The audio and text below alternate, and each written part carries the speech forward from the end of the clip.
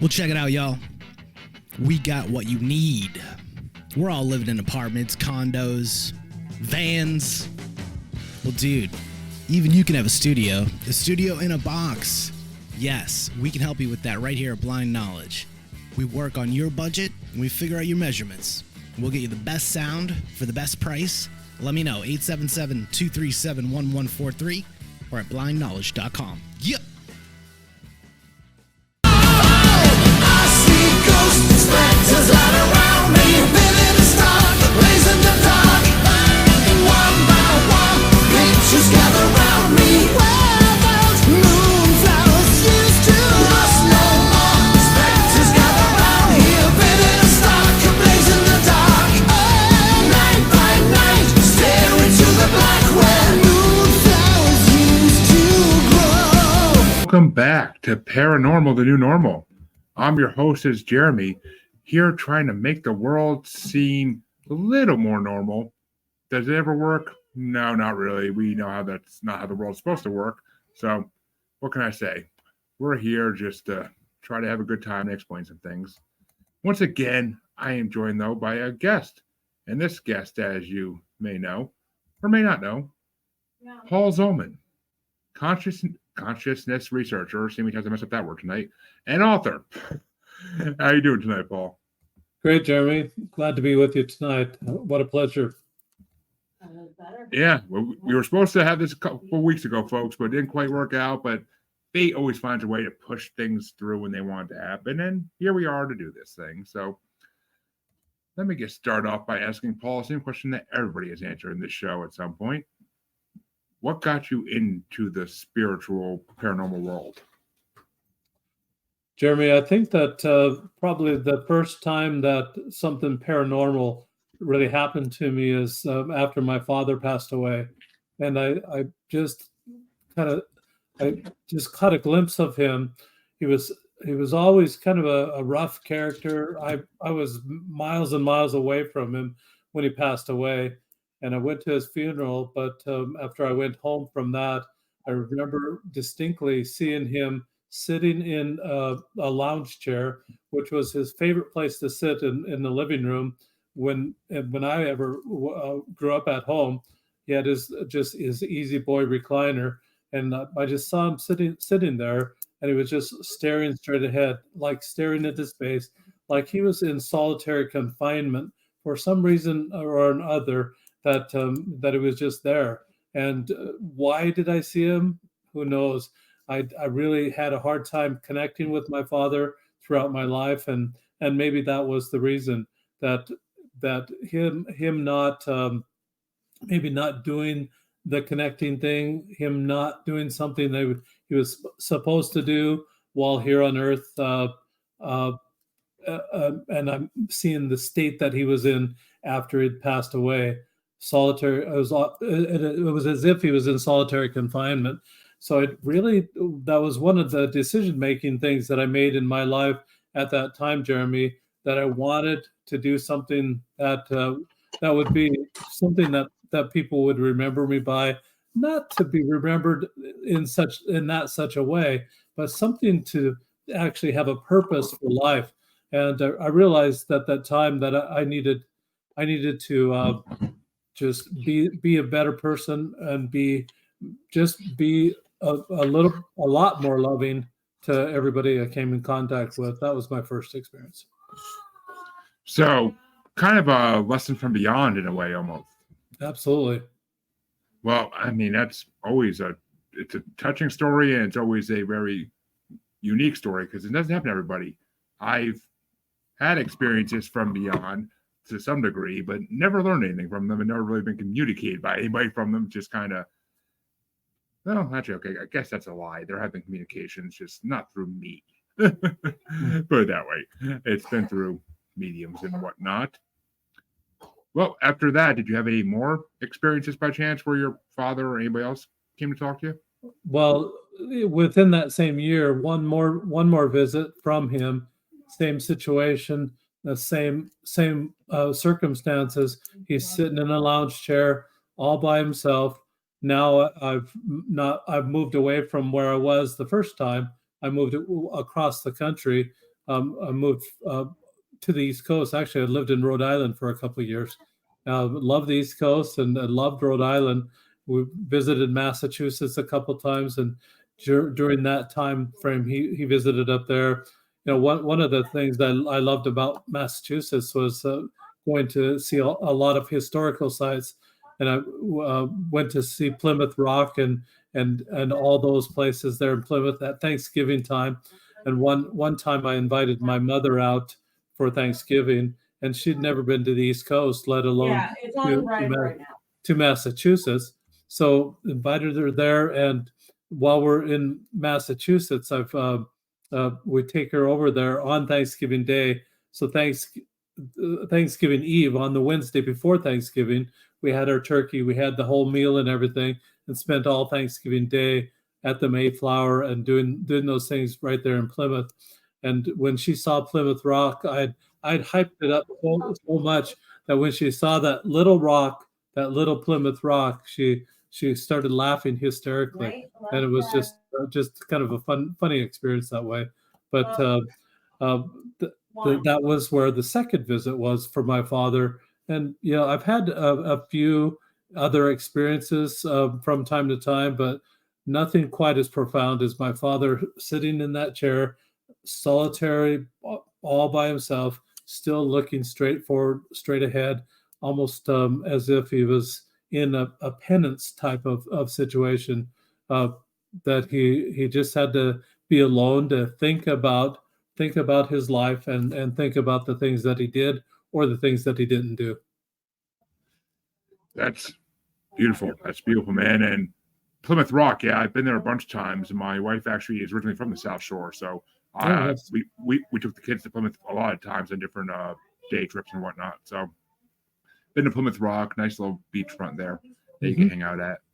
And yeah, I mean, Massachusetts is not just huge for historic sites. If you're into them, I mean, going to Salem was freaking awesome. I'm not gonna lie. As a paranormal podcaster, I love Salem, so it's an awesome town. So, from all these experiences, from my understanding, you wrote a book actually called Love is God, which, where'd you come up with that title? That's what I'm kind of curious about. I mean, it's kind of like an obvious title, but not one that most people would think to just be like, this is all I need to say is Love is God. Jeremy, actually, the book title is The Role of Love, ROLE of Love. And I'm not sure where the book title Love of God is, but it really, love comes from God, and he's the author of love. But the title of the book that I wrote is called Role of Love. And that's my fault. Reading fast. That's okay. No worries at all. You're not the first one that actually thought that, and I probably need to readjust my profile to make it so it doesn't seem that way. But what I did is I created a way for myself to learn the love languages and to become more loving. And it's just one of those things that, as I saw my father sitting there like he was in solitary confinement and not wanting that for myself, I decided, I really need to be a lot more kind, a lot more thoughtful in the way I live my life, a lot more purposeful. And so I created a cube that has the love languages on it. Right there, you'll see the love language of touch. Right there, just two hands, looks like they're holding hands, touching one another. These are all pictures on for your listeners that are not looking at the video right now. It's all pictures, so I'll try to describe the pictures as much as I can. The next one is two hands together forming a heart. Very, very popular symbol. The way to send a silent, feelings across the room to anybody, to someone that you care about. This particular heart form has a conversation flyout. So these would be the words from the heart. That would be the words that we say. This is a hand holding an hourglass. The hourglass represents time, spending time with someone. Sometimes you just don't have to say a thing. Just spending time with one another is a way people express love. Some people really like that way. Just hang out with me, just be with me. We don't have to talk. We can watch this Korean drama, read the subtitles, and then just talk later. But just be with me while we're doing that. That would be someone that loves to spend time with one another. The next one is looks like a waiter holding a platter that would represent service. So service is definitely a love language. And then the last one is a hand holding a gift. So that represents gift giving.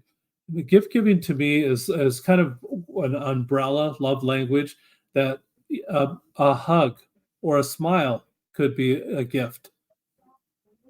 A, Ex- a note could be a gift. Spending time with someone could be a gift, or serving them dinner could be a gift as well. So really, the gift one is kind of an umbrella. It does not have to be a gift that's purchased. So basically, those are the 5 love languages. The 6 sides on the cube. The 6th side that I created has a hand holding a question mark. Jeremy, there's just 2 instructions. You roll the cube every day. Whatever it lands on, that's the love language you practice giving away all day that day, all day. So it kind of sets a theme for the day, a mantra, so to speak, that this is the style of love that you're going to be sending out all day that day. What you're watching for as you do that, Jeremy, is for people to light up. When they light up, you've discovered kind of something that you didn't know before, what their primary love language or secondary love language might be. For that person, you just take a mental note and wash, rinse, repeat. That's what they like. Send it out over and over again, and then you'll develop that relationship. What I like to do is do that all day long, and you'll have opportunities maybe to light up anywhere from 2 to 10 people in a day, depending on how much contact you have with other people on that genre. And when you light people up, it makes their day. You've lifted them up. There's great satisfaction in lifting people up to help them have a better day. And that's kind of payday right there. But what you're doing is you're sending this out without any regard of ever any expectations of it ever coming back, but trusting the laws of the universe that are kind of out there. They were there before you and I were ever born. The law of the harvest, karma, law of attraction, any of those laws kind of say the same thing, that whatever you send out is going to come back to you after many days. Trust the process. Don't have that expectation, but just trust that someday it'll come back. May not come back from that person. It might come back in a different way. And just trust that that'll happen. So that's what the book Roll of Love is all about. It's a new way to implement the principles of the love languages in your life so that you learn them backwards and forwards by giving it away. And by giving it away, it helps you learn it and be able to see it when it comes your way. Gives you that peripheral vision that most people don't have. Most people can only see, according to Dr. Chapman, they can only see what they like.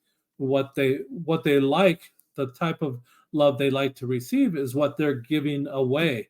Hoping for that reciprocity. This is not a transaction. Love isn't a transaction. Love is not a reality show. It's not let's make a deal, Jeremy. It's not. So what you're doing is just sending it out, and someday it'll come back.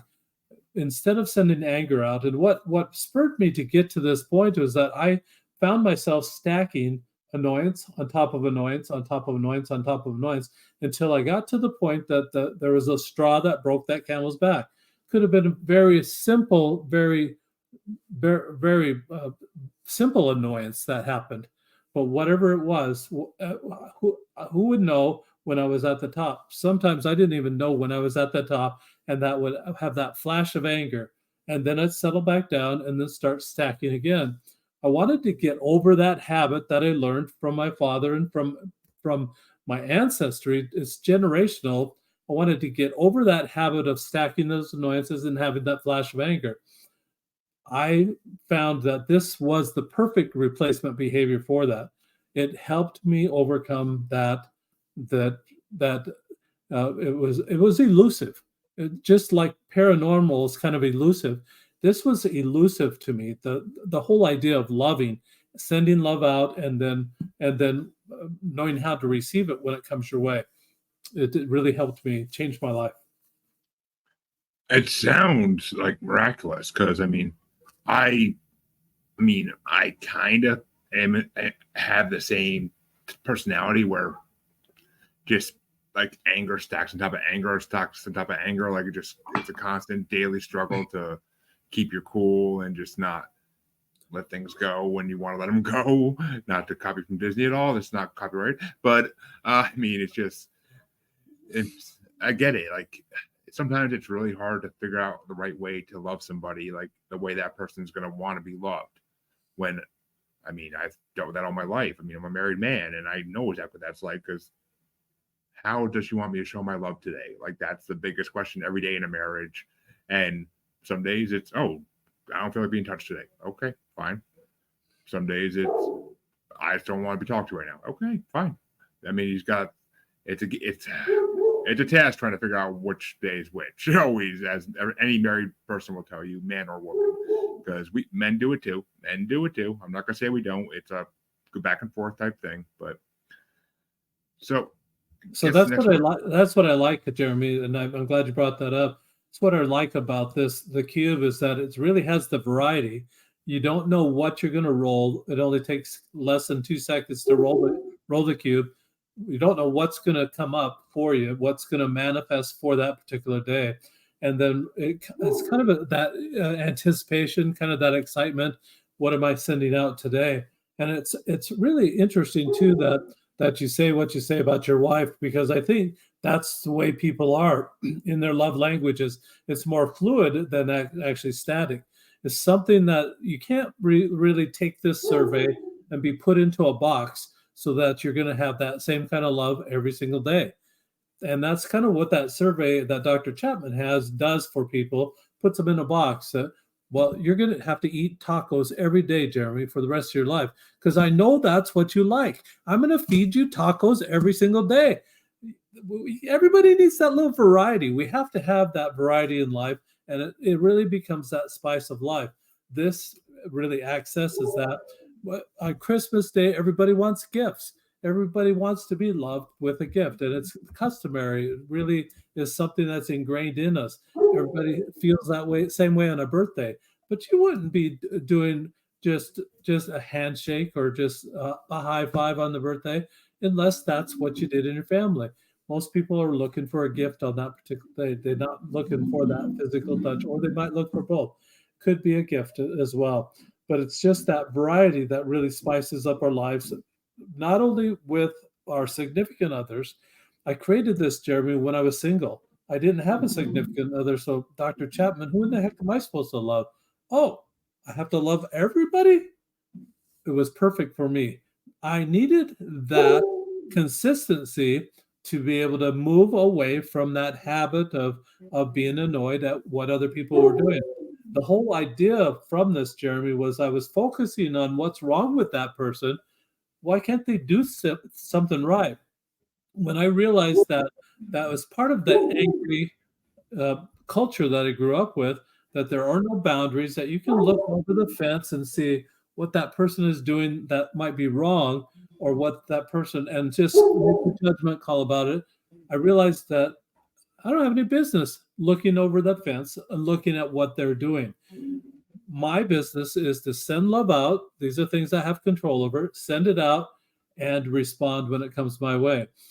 I stopped, as soon as I started doing that, I stopped focusing on what they were doing wrong, which is maybe 10, maybe 20% of what people do. They do it wrong, or they make mistakes, or they have weaknesses or something else. I was missing 80 to 90% of what was good about that person. I was missing the whole thing. So I realized that I've got to do an about face. Instead of looking at what's bad about that person or what they're doing wrong, focus on what they're doing right. Magnify that, have that grow bigger. When I started doing that, it was magical. It was miraculous, as you say. Overnight, all of a sudden, I'm watching, and I'm so busy watching for what's right about people, I have no time to be annoyed. I have zero time to worry about what other people are making for their decision making, and really, it was none of my business. Oh, I felt so relieved. I don't have to manage that person. Yay! Really, that's a happy day. When I realized that, I don't have to judge that person. I have to manage that person, focus and stay in my lane, do what I have to do to send out love, and respond when it comes my way.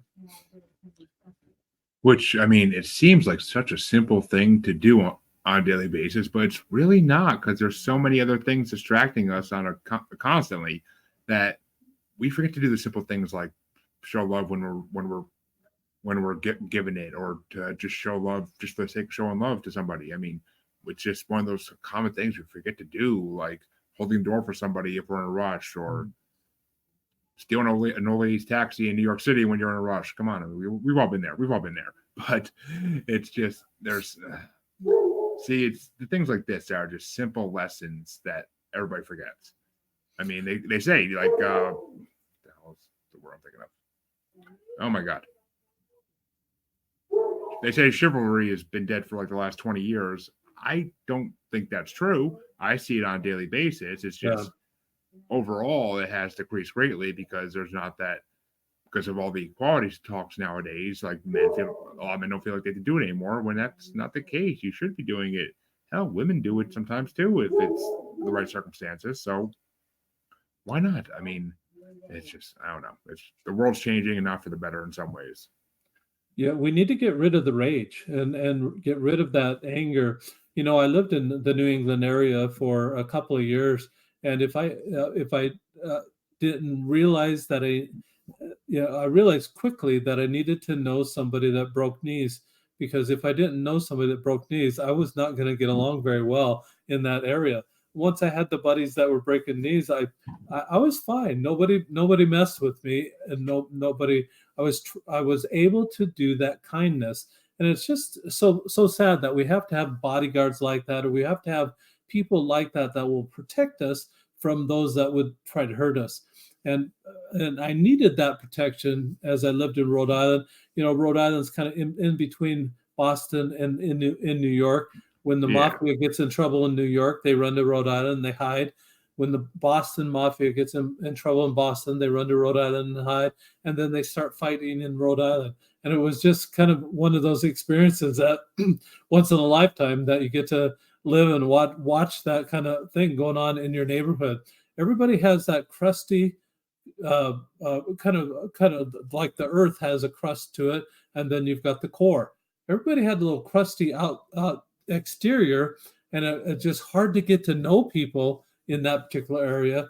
But once you got past the crust, people were so nice, so kind, so loving, and just genuine, down to earth people. I absolutely loved living in on the East Coast for that reason. People are like that everywhere, though, Jeremy. They have that core that really is intrinsically good. And that's what I'm saying. 80 to 90% of the people are good. There might be some that have 55% good, 45% bad. But for the most part, people are really, really good people. We've taken the media to the point that we focus on the negative because that's what sells newspapers. That's what sells the likes on the internet. That's what people are watching for. They're watching for that negative. We've got to move away from that and watch for the positive and just emphasize that positive. I bet that if we did that, more positive things would happen in the world instead of these school shootings, instead of all the negativity and all the advertisement that the media is doing for this negativity. Why not advertise the good? Let's start moving toward a better society. I mean, the greatest thing is, well, okay, I'm not gonna say, okay, I started that off completely wrong. I mean, yeah, it's bad because recently a bunch of my fellow hosts from another podcast live in Iowa, and I know in Perry, Iowa, there was just a really bad school shooting there like this past weekend. Right. And it's just, I'm sorry, not Perry. God, they're going to kill me for that. I think you're right. I think it is Perry. I feel like I'm very wrong about that, but I could be. Oh my God, they're going to kill me. Why am I slipping on that? Anyway, but in Iowa, there was a really bad school shooting this past weekend. Apparently, a transgender student got back at kids for all the bullying, and I guess the principal got caught in the crossfire as well. But so I mean, it's just sad that this keeps happening all around the world the United States, especially. It keeps happening on a monthly basis. You hear of at least one or two. And it's just sad because it's Pella, Iowa. I'm sorry. There it is. I knew it would click eventually in my head. Pella, Iowa. But so yeah, I mean, it's just I don't get it because like when I was in school in the 90s, kids got bullied every day and no one ever went to these extremes. I mean, the only time you heard about it was like Columbine and those type of situations. So, I mean, it's just this world is evolving to something I don't recognize anymore, especially with these types of incidents. Yeah, I've got a test that I'm doing right now, Jeremy, in K through sixth grade. So what they do is that at the beginning of every day, they roll the cube. As they're rolling the cube, they'll roll the cube, and at the beginning of the day, takes less than 2 seconds to roll the cube, and then the teacher will take 30 to 45 seconds to explain, class, we're looking for this type of behavior today. Now, no longer is the teacher totally responsible for how the student acts, nor is the principal responsible. Every student is responsible for themselves. And when you teach that type of responsibility for behavior, you're going to tamp down a lot of that bullying, a lot of the misbehaving that would be going on. These kids, at the end of the day, have to report. And what I've created, Jeremy, is a journal page that they have to report what they rolled, opportunities they saw to love in that way, what they did about those opportunities. This becomes something that the teacher just checks off at the end of the day. Teacher may read a few great stories and retain some of those great stories and read them at the front of the class the next day. Look what Jeremy did. Look what Ann did. Look what John did yesterday. And this is the type of behavior class that we're watching for. This type of good behavior, this type of loving behavior every day is, and re-emphasizing. It takes 1 minute at the beginning of the day. I've talked to Jeremy with teachers around the world in these podcasts, and every time I talk to someone that knows a teacher or that is a teacher, they said the last 10 to 15 minutes of the day is really non-productive time. The kids are antsy, they're tired, their brains are mush. They've tried to learn as much as they could all day long, and now they're done. They're just been done. Nothing, they can learn nothing more. So there's nothing better than a decompression activity at that point in their life. Decompression meaning they just discharge, kind of let go of some of the things that they learned throughout the day. Journal writing is one of those activities that will do that for the student. So take the 10 minutes to write a little paragraph about how did you love, what opportunities do you have to love, and what you do about those opportunities. It's a return and report type of situation. Now these students are responsible for their own actions. They get at the end of the day, they get a journal. The student parents that get those pages home will keep them in chronological order, and at the end of the school year, bind them in some way so that now that student 10 years, 20 years down the road can look back on that first grade or that third grade journal or that sixth grade journal and say, oh, I forgot I did that. That was really cool. I wondered why I loved my first grade teacher or my third grade teacher. I wondered why I loved that teacher. Now I know. And so from that, they have a reporting process. They have a journal. Their responsibility is there. They're building a basic foundation for their life, that it's going to be a loving foundation. They'll be able to take that. They'll know all the love languages. They'll have better communication skills. They'll be able to see it when it's coming their way, even though it might not be their primary love language. So they take these basic skills into their middle school and into the high school and into their life. And as they do that, they just become better human beings all the way around. That's kind of what we're working at in the school system. It'll take years for it to be implemented everywhere, but we're starting it out right now, and it's being very effective for those that are participating. I mean, I love the idea of this in schools. I really do. It just, to me, the biggest obstacle that you have to overcome is actually getting the kids to want to do it. Because they're already so pre-programmed by the human programming that parents provide. And a lot of parents these days, and that's part of the problem with the world, is that parenting has gone severely downhill in the last 20, 30 years. And it's, I mean, yes, the world has changed and you can't parent the way you used to anymore. Yes, I'm well aware of that. And just the simple fact that there's not a stay-at-home parent in every family anymore because it just financially isn't possible. So, I mean, parenting is changing a lot, and that's a big problem for all this. But at the end of the day, I mean, getting the kids to do this, that would be the only biggest obstacle I'd see. I mean, 'cause I'm sure the teachers are more than willing to try this because it seems like a brilliant idea for kids. Just hopefully they find ways to talk kids into doing it. I'm sure the younger kids will be more than willing at first, but it's just like this the fifth and sixth graders, and I can see that being a little difficult. I remember those days. It was war. Yeah.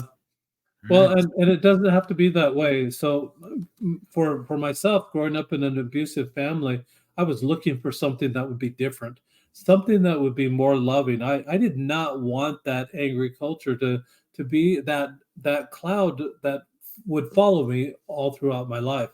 And so I had to just somehow make a break from that type of behavior. And this was the perfect it was the perfect avenue for me. Just it was that replacement behavior that I needed. This was something different to do rather than what I was learning at home. This was something different to do that I could learn at school, something different. I remember my first grade teacher's name. I don't remember second, third, fourth, or fifth, but I remember sixth grade. There's a reason, Jeremy, why I remember first grade and possibly why I remember sixth grade. I felt loved during those class times. I wish I would have had a journal to know what was it exactly. Why did I feel so much safer in those classrooms than the ones in between in those middle grades? And it was just a miracle that I was able to find something different and find it at school, find something different from that home life. And just I remember Mrs. Rogers being my first grade teacher. Why do I remember her name?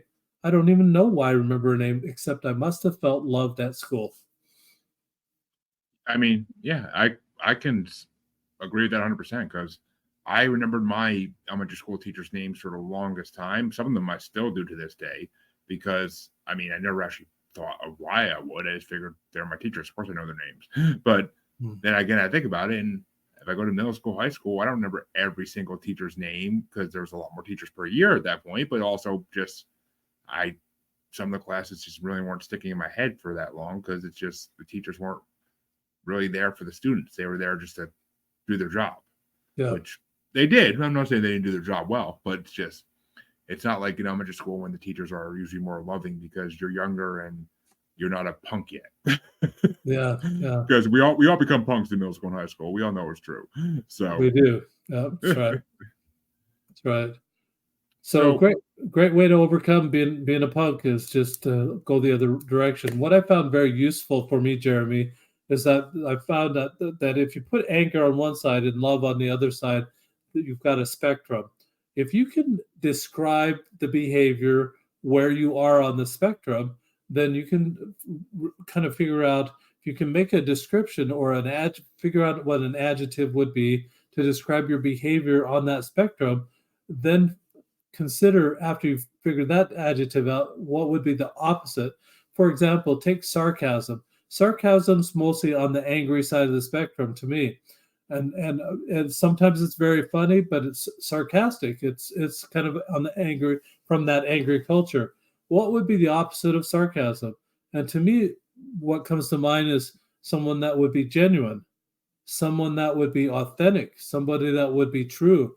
When you put those words side by side, I think that most people in their right mind would gravitate toward wanting to be genuine, wanting to be authentic, and then they'll cure their behavior. They'll do whatever they have to cure that behavior to get to that point so they acquire that attribute of being authentic rather than being sarcastic. I think that was been a very useful activity for me in my life, trying to figure out, well, what describes this behavior that's happening right now? Figure out what the opposite is, and then determine where do I want to be on the spectrum with that particular trait. exactly. And actually, a co-host of mine wrote a damn novel, basically just reciting what I said, kind of that single parent. You can't have a stay-at-home parent anymore. It's financially impossible. And Jesus, Jess, what the hell? But I mean, yeah, there's no one home teaching the kids how to handle emotional problems anymore, to handle conflicts, and basically we're requiring strangers to teach these kids on how to do it, and they have 20 plus kids in a classroom, which makes it damn near impossible to teach anything. And yeah, so I mean, I agree. That's a novel, Jess. Jeez, I think it's the longest comment I've ever wrote one of my things, but Jesus, I can't get over the length of that. Really can't. But yeah, she's right, and you're right as well. I mean, it's just you have to. Maybe it is a great way for teachers to get in touch with kids a little more, maybe, and that's what they need, because these kids need to feel like they're being heard, and that's a lot of these issues with these shootings is the kids are not being heard before it gets to this point. Either their parents are ignoring them completely, or teachers aren't really paying attention to them getting bullied, and they're not trying to do anything to help them. It's just, yeah, there you go, Jess. They're slipping through the cracks, and they're struggling with basic people skills, which in today's day is just anxiety and depression are up more than ever in kids. So that makes sense. Yeah, Jeremy, you make a terrific point. I think that if these kids can see that they're or understand that they're seen, understand that they are individuals, understand that that someone is noticing what they're doing, that's good. The good things that they do, quit focusing on those negative things that kids do. Kids are always making mistakes. They're trying things for the first time. If you're critical that very first time, what are the chances that kid trying it again? Probably very, very slim. Now I remember, I had 8 children. I'm number 10 of 11, Jeremy, and my grandfather had 19. So we're kind of scaling it down from 19 to 11 to I only had 8. My kids are only having 3 children. I don't get it. I want more grandchildren. That's what I had the kids for, right? So I could have more grandchildren. I don't get why they're only having 3 at a time, or three total. So anyway, but as we're teaching these children, and I found that I'd have my kids go out and weed the yard when we lived on the East Coast. All the humidity and everything, really, all the plants just grow fabulously. It's wonderful, but the weeds grow as well. And so every Saturday, they had to do a 5-gallon bucket of weeds. And so one of my sons figured out the program. He figured it out that if he put the biggest weed in his bucket, then he was done. And he'd get like 3 weeds. And the whole yard has weeds. But he'd get 3 weeds, he put it in a bucket, I'm done. And it was over. And it was just hilarious to watch him work. And I think that as we teach children and focus on what positive things that they're doing, I asked him a few times about, that's it? That's all you're doing? He says, it's a bucket full. And so it just met the minimum requirement that I had for doing it. And it was just hilarious how they'll do that minimum requirement. But I think that as we focus on what they did that was right, it just made me laugh the way he accomplished the task, putting 3 big weeds in his 5-gallon bucket, and it filled his bucket. It was done. But if we focus on the positive aspects of those things, seeing those children, they are just going to respond in a very positive way, and they'll come back for more. They'll come back for more instruction. They'll come back and they'll open up to you, and they'll be people that will want to be around you. I found that when I became angry, it was like that person that was in the swimming pool, Jeremy, that had the accident. Everybody scatters. It wasn't me. It wasn't me. It wasn't me. And then you're left all alone in the swimming pool, and that's it. And it's just, you repel people when you become angry like that. I did not want to do that anymore. I wanted people to be drawn to me and just be able to let them know that I cared about them, which I really did. I really cared about people, but it wasn't those just flashes of anger that I had from time to time would repel the very people that I was trying to love. And so just get rid of the flashes, start stacking those kindness on top of kindness on top of kindness, get to those higher laws of love like compassion. and charity and intimacy and forgiveness, mercy and empathy and sympathy. These are these laws of the love languages are the stair steps, the basic stair steps that are going to get you to those higher laws of love. That's what we need to spread in the world right now. Well, funny you say, well, okay, funny you say intimacy, because I mean, we're not going to talk about intimacy exactly, but we talked about how this will help kids. Yeah. What's your audience for this with adults? Like, who are you trying to aim this towards for adults? Well, I think any adult that wants to have that change in my life, Jeremy, I was 35 years old and I still kept blaming my father for things that happened in my childhood. And he had been dead for 7 years by the time I was 35. And I woke up just one day and I thought, oh, I'm responsible for what I do. I'm responsible for my own stuff. How can I blame a guy that's not even here on earth, not even here to be able to talk to about it? How can I keep blaming him for my stuff, my stacking of these annoyances, having those flashes of anger? How can I keep blaming him for that? And I just woke up to the fact that, oh, I'm responsible. So teaching children when they're 6 years old or 7 or 8 or 9 years old, teaching that they're responsible for their own actions, that's really going to be the change that you need to make this happen. And it really works for adults just as well as it works for kids. The adults, though, have to want to change. The kids are more malleable that say, this class, this is what we're doing today. The adults have to say, they have to buy into it, that it's going to make them a better person. Do they want to be better? If they don't want to be better and they're blaming other people and they want to play that victim, let them play that victim until they decide for themselves that they want to be a better person. There's nothing we can do for them. It's their decision. You can't even do intervention when we're talking about love. You can't intervene and force people to love one another. How's that going to go? I mean, it's just ridiculous to think that you can do an intervention in that way. You can't. They have to decide for themselves that they want to be better, that they want to make that change in their life. Those are people we can work with. I agree. I mean, there are people out there who just, it seems like they don't want to love anybody. They just want to be this miserable person, or maybe they're a narcissist, or maybe they're even a sociopath, and they just maybe there's something a little bit more wrong with them, but some of these people, they just need to be taught how to love again, because obviously they weren't as a child, and that's why they're the way they are, because they never experienced it, so they don't know how to give it back out to the world. If you don't receive something, you can't learn how to give it to someone. So it makes sense. I mean, it goes back to your whole Christmas morning analogy earlier in the episode, which makes perfect sense. I mean, and I think there's a lot of single people in the world that could use this because they've been single for so long, they forgot how to love. Jeremy, and you're absolutely right that it's no longer about the narcissists at all. It's not the me society. Forget yourself. It's all about them. It's not about you. It's not about me. It's about them.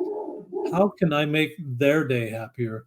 And when you do that, you feel that great satisfaction. It lifts you up. It lifts them up. Both. It's a win-win society. It's really kind of an exclusive society, this society of love that we're talking about, that it's almost a country club type feeling. You have to want to send love out, and you have to want to be able to react appropriately when it comes your way. It's a skill. And if you want to learn that skill, here's a tool. This dice, simple as it is, that 2 seconds, that investment that you make at the beginning of the day will pay huge dividends. Who doesn't want an investment that you put in very little and you get a ton back? Everybody wants an investment like that.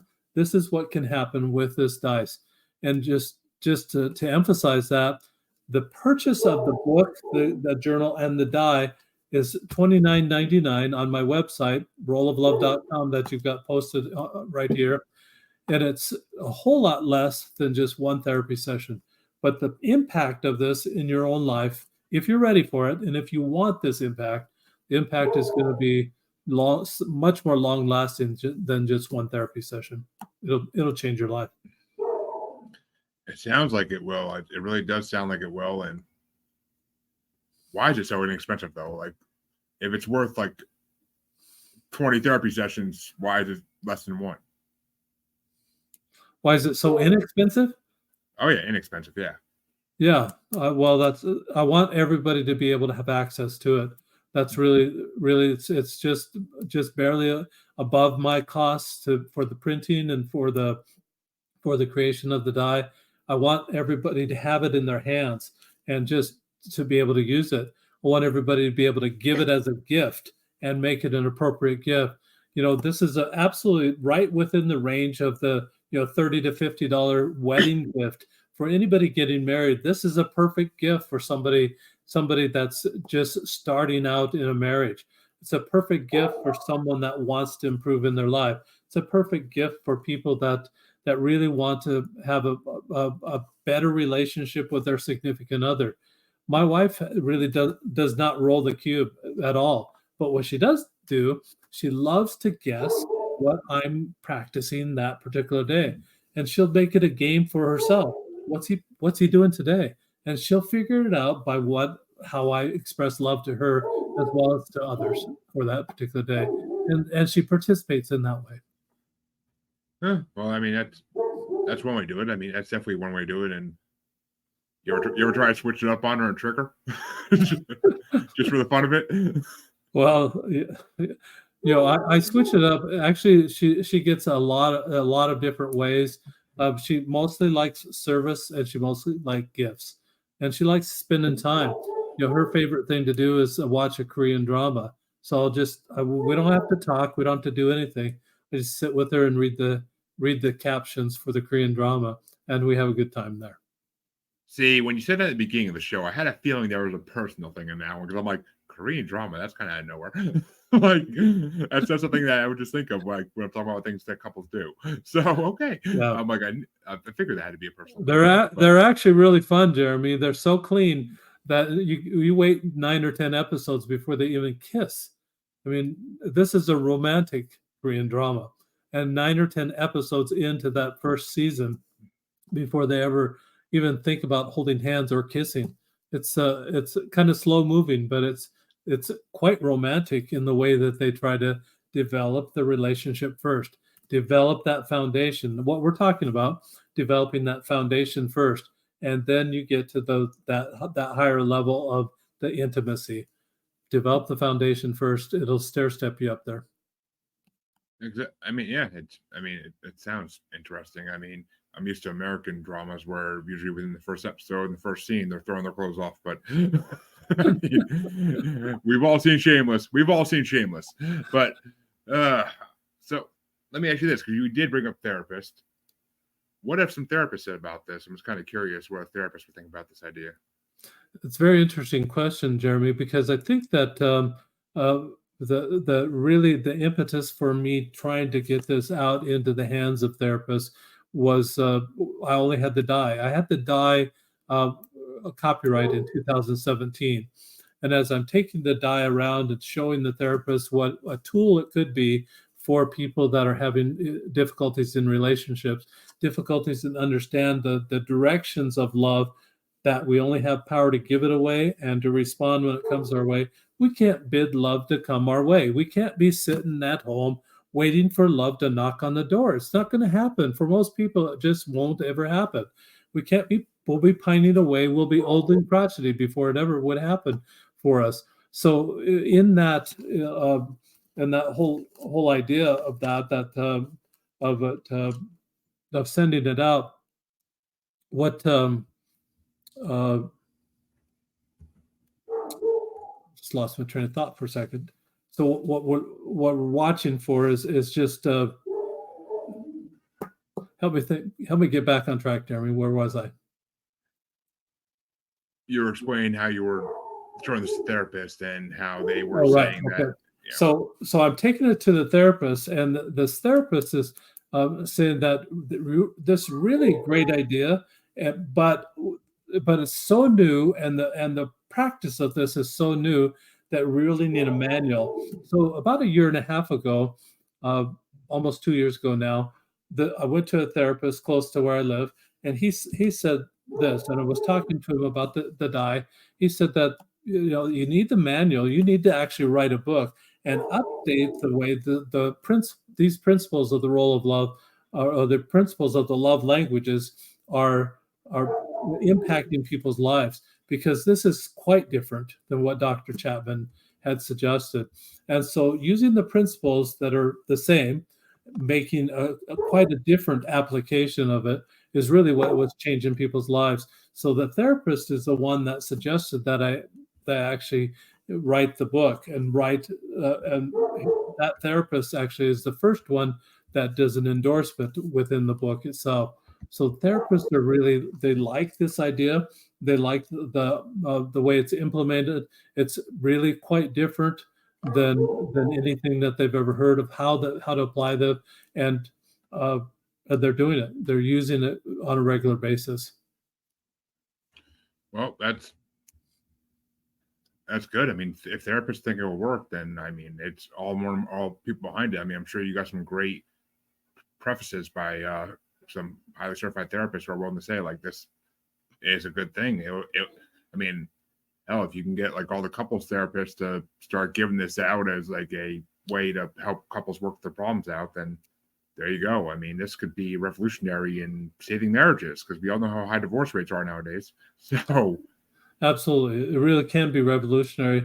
We want it to be revolutionary, but it really has to start with that individual, like we've mentioned already. It has to start with the individual, spread to the family, spread to the neighborhood, spread to the community, spread to the state, to the nation, to the world. And it really needs to go in that progression, because it really starts with the individual. People that want to make a change, people that want to make a difference in their community, they need to have these basic love languages down so that they can express love and do it on a regular basis. Have that focal point of sending out love all day long, every day. There's a mayor that went up for election 2 years ago and won her seat. But while she's going on the election or on the campaign route, she picked up a die and started rolling it, and it just changed her life. As she rolls it every single day before she goes to work, she's watching for all day long those opportunities to send out love in to members of her city, to people around her all day long. And she's been a phenomenal mayor. She's been the first woman that was a mayor of this particular city ever in the whole history of the city. And it's been, the city's probably 125, maybe 130 years old, and it's the first woman mayor, and she's just done a phenomenal job because she set her mind to sending out love every single day. that's amazing. That's amazing. Seems like a lot of people are already just learning from this. I mean, you said you started this back. When did you start selling the combo? So so 2023 was when I published the book and the journal. So the combo started just last year in 2020. Oh, okay. Yeah. Yeah, I imagine COVID slowed you down, of course. Well, it slowed it down for the die itself. Yeah. But as far as trying to develop the combo, I didn't even start writing the book until this therapist, this family and marriage therapist, said I needed to write a manual. Once I realized that I needed to write a book, I got all my ideas out on a spreadsheet, put them in different columns. It had about 10 or 11 different columns, comprising 10 or 11 different chapters, kept writing ideas down in each one of the columns until I was out of ideas. When I was done, had all my ideas out on the page like that, then I realized, oh, now it's time to write. So I start writing. I'd write maybe a chapter a day, one chapter, and then it took only 6 weeks to finish writing the book itself. It took longer to edit. It took a little bit longer to do the formatting for the book and then the cover design. And so it took longer for those things and to get the copyright than it did to write the book itself. Well, I mean, yeah, copywriting and all the publishing is always, from all the authors I interview, that's always the worst part of every book writing procedure is the copywriting and publishing. But, well, Paul, it has been an honor to have you on here, and I can't wait to spread the word out about this even more when this episode releases in a couple months. I'll be sure to tag you and everything for it, of course, and post all your stuff in the description where people can find you and your product. But why don't you tell my listeners one more time in your own voice where they can find you and where they can find your product? Thank you, Jeremy. They can find the product at rolloflove.com, ROLE of love.com. I did a play on words. You ROLL, roll the die, or roll the dice, roll the cube outside of you. What changes you inside is ROLE. That's why I call it the ROLE of love.com. All right. Well, there you go, folks. Rolloflove.com.